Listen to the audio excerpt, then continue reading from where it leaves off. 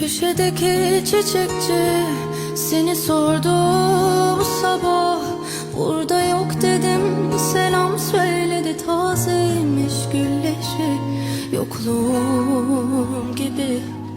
Yürüdüm biraz, seni düşledim, oldu mu senle süsledim. Ne dar sokaklar ne boş duraklar seni unutmama yardım etti.